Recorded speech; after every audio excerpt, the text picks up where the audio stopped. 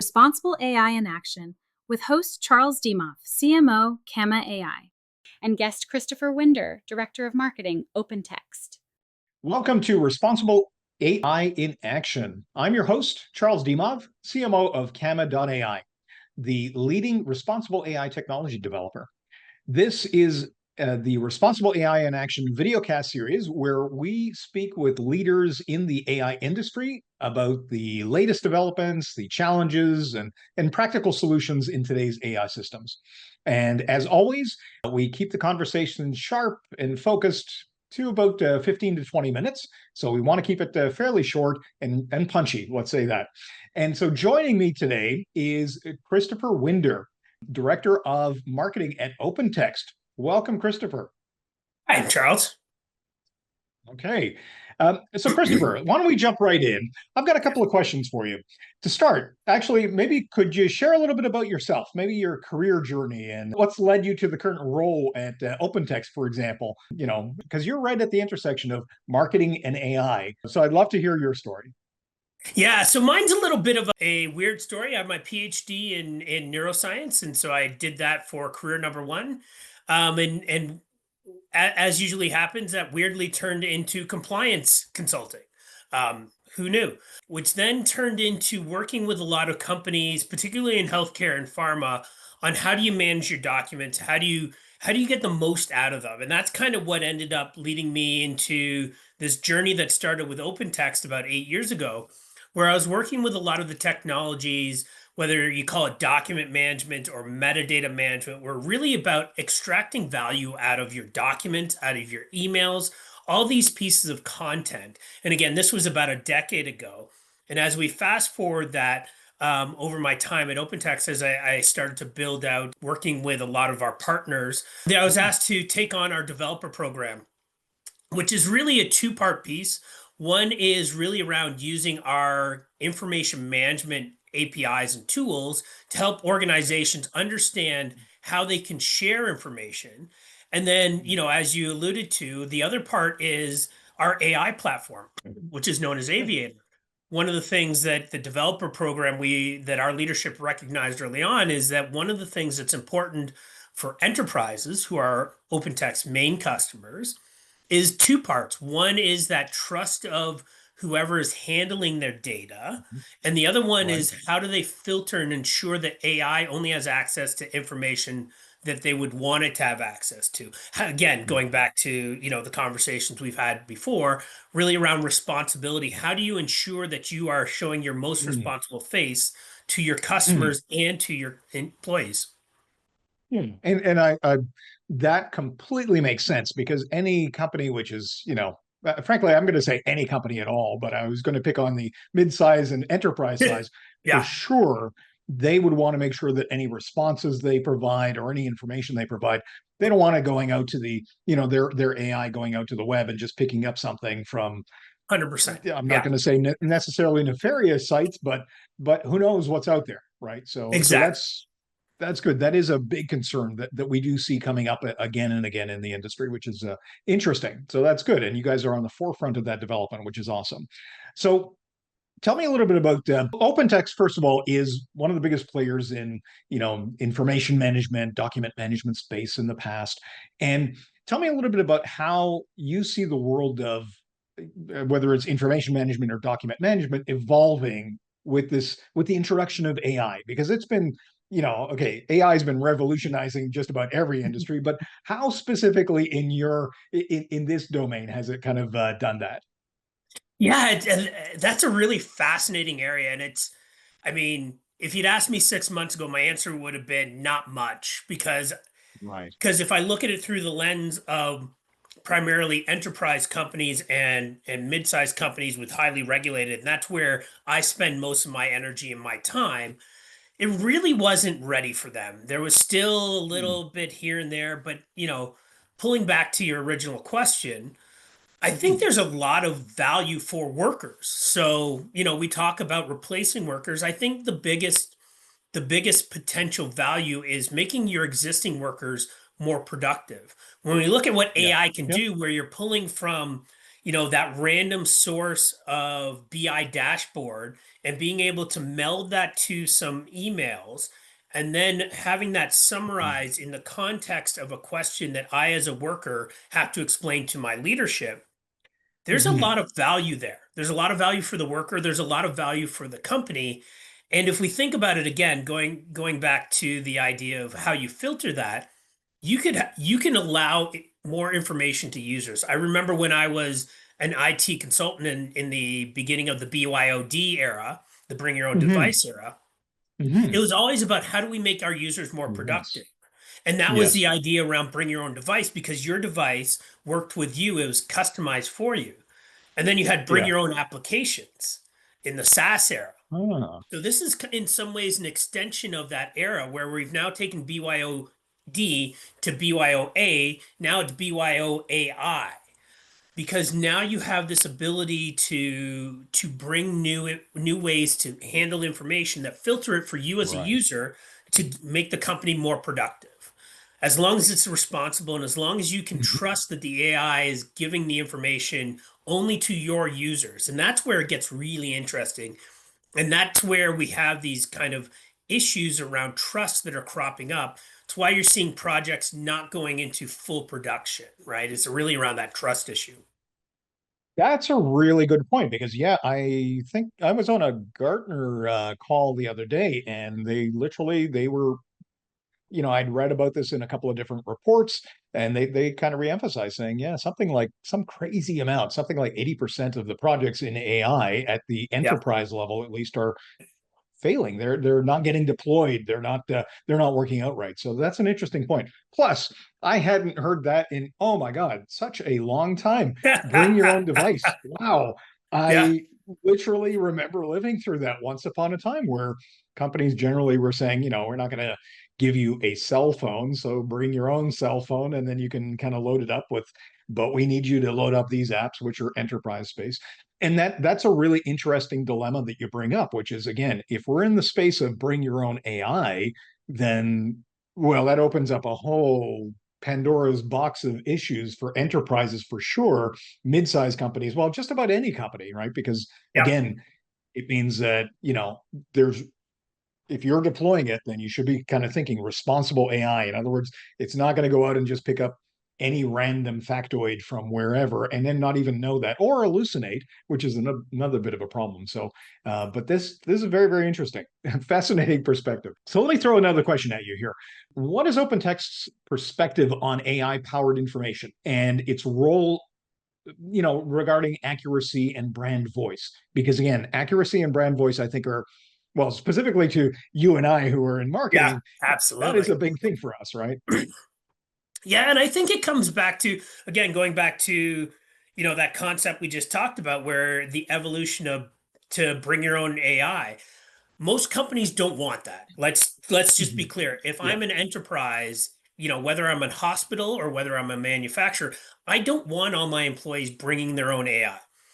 But totally. Completely right understand that. now, we're in that weird space where some of the tools are not quite enterprise ready. Again, going back to your comment that 80% fail because they don't reach that level of trust that an enterprise needs to commit financially and commit project wise and the data governance piece to that. And it's easier to just say no and allow people to have a pocket here and a pocket there for personal productivity until the tools catch up. And that I Mm. think that's really what you're seeing. But going back to that idea of where's OpenText perspective on it, we think it really comes down to that data governance layer. Whether you call it RAG or MCP, Mhm. whatever Mhm. that filtering mechanism is that Yeah. allows an enterprise to say, okay, this data it can go to a public SaaS. This data has to stay in, and you know what, we're going to build our own LLM, which is, or the new term is SLM or small language Mhm. model. We're going to build our Mhm. own SLM that is specifically around our bespoke and intellectual properties.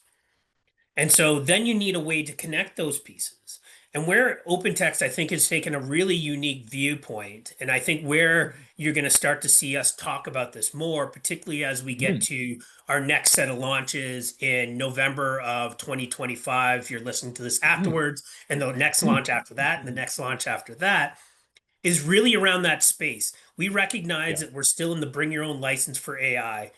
But what you want is you want confidence that you can move projects forward. That's when productivity is going to happen. That's when organizations are going to start to see the value of AI is when they can move a project forward. Because right now it's cool, it's interesting, keeps Mhm. your employees thinking about the future, makes your most curious employees more productive, Mhm. but it's not giving you enterprise-wide gains. And companies like Right. OpenText and Comma, we focus on enterprise-wide gains. So Yeah. we want to be Yeah. able to have those conversations about how you bring that layer in, right? How do you move Yeah. forward with that whole project? Yeah, that's a really good perspective. And you know what, actually, kind of leading into that sort of leads into the next question that I had for you, which is, and this came from a conversation I had, whatever, about a week ago or so, where we were talking about, different types of systems and the idea about making it not just easier to use, but more pleasurable to use, Ah, which I thought, and you brought that up, and I thought, wow, that is brilliant. If you really want to drive adoption, yeah, you make it, you gamify it, or you make it kind of fun, or at least, something which is like, hey, I see value in this and I like using it because it helps me in my career, or it helps me in my job, or I can do things faster, or maybe I don't have to strain myself as much to think about what the answer is, etc. So again, I love that idea that you had there about pleasurable, make the system pleasurable to use. So in that respect, what are some of the elements of AI in either information or document management that you kind of see on the horizon, and to make that into a reality? yeah, I think there's two areas and that are really important that we understand. Yeah. One is how we consume.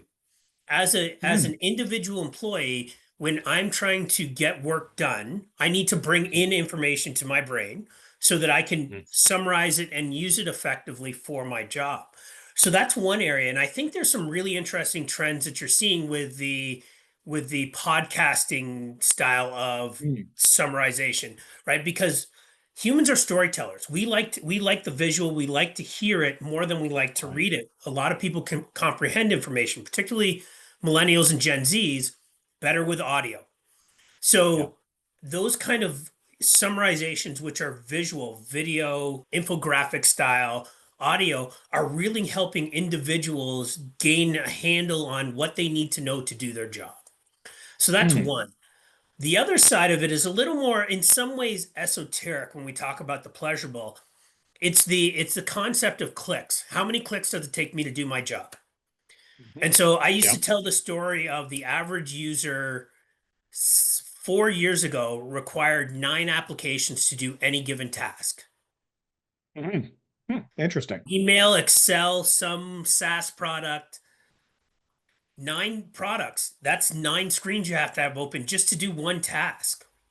Yeah. With AI, one of the things that you're seeing, and one of the things you'll continue to see, is that that's going to streamline it. That becomes your front end, as it were, for the 9 applications. So you say, hey, I need to know the forecasting and the previous 6 quarters, but I need it in a format that I can that's an executive briefing that I can turn into 5 slides for a presentation.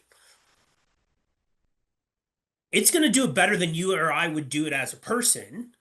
And Yeah. if it has access to those 9 applications in the back end, it's going to be accurate and timely. So, Yeah. and that's more pleasurable. So think about it, Mhm. Charles, from a marketing perspective. Yeah. Some of us in marketing aren't numbers people. I think, you and I talked about it. We come from more the geeky numbery side of it, so I don't mind dealing Right. in Right. numbers. But many Yeah. of our colleagues are not they don't want to have to think about how they turn this number into a presentation or Very these good sets point. of You're numbers into a absolutely right. presentation. But Yeah. they still need to do it at a high level. So why don't we Mhm. give them the tools that allow them to do it at a high level? And vice versa. I'm the way I think of visualizations is not necessarily the way the average person thinks about Mhm. visualizations. So if I have a tool that lets me take what I think is great visualization and say, how would I present this to this kind of person under these conditions in this kind of company?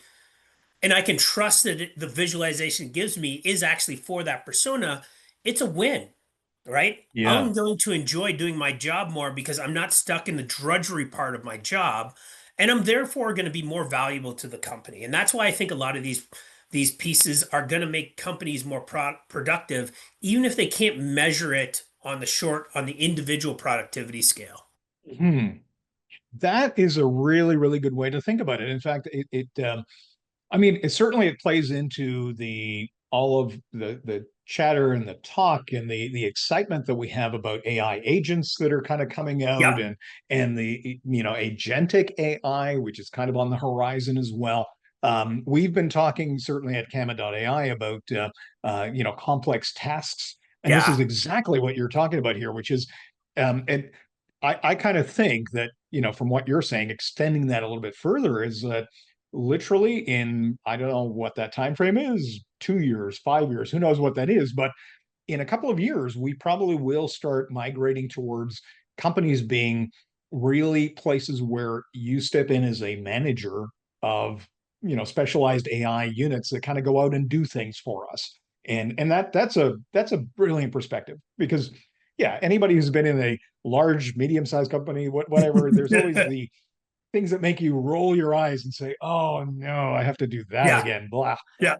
So, and that's brilliant, because then you basically say, "Yeah, I'm just going to be the expert who's going to, or rather, let's put it this way: I'll be the manager who's going to overview it, or just sort of like double check and stuff, rather than me having to put my fingers into something that I really don't enjoy doing." So interesting, fascinating perspective. Really like that. All right, last question for you. Let me make this one um, a little bit of advice from your perspective. So, since sometimes I teach once in a while as a professor, and my students are always asking this question, or rather, some questions like this of me, so I thought I'd throw it out to you as well. What Okay. advice would you have for an aspiring young university student? They're, bushy-tailed and bright-eyed, want to get out there, want to make a change and make a difference. So they want to kind of come into the space. They want to get into, the information management space, document management, et cetera. So what advice do you have for them, that what should they be learning, for example, today, to prepare them for tomorrow's market? What do you think?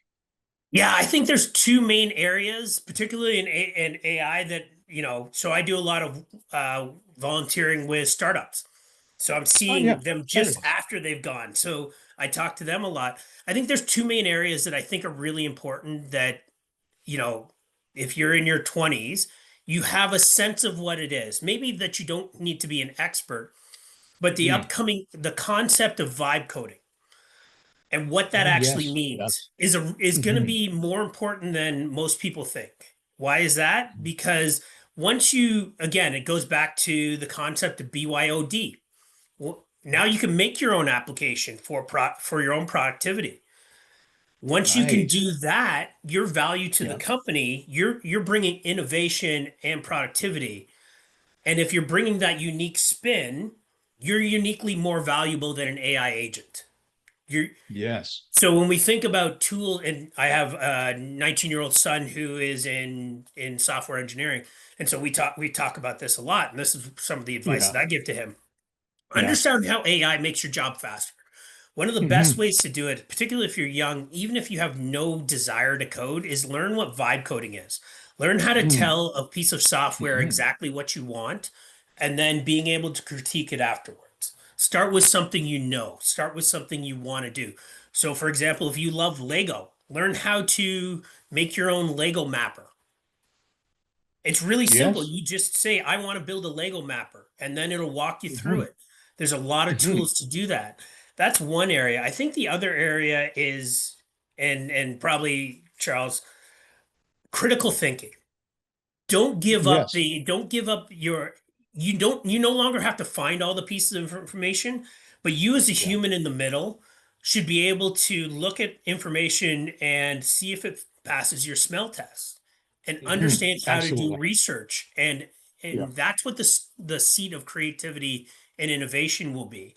And that's where humans, at least for the next 5 years, seem to be uniquely positioned from a job value perspective.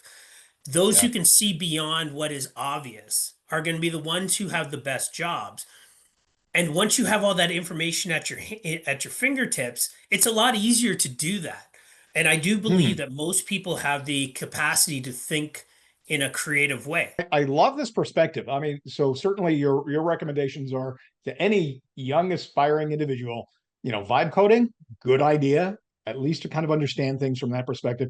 And the Yep. second thing is really kind of comes back to a little bit of what we talked about earlier, which was that sense of, the future basically means that a lot of our time is going to be more in the management of things.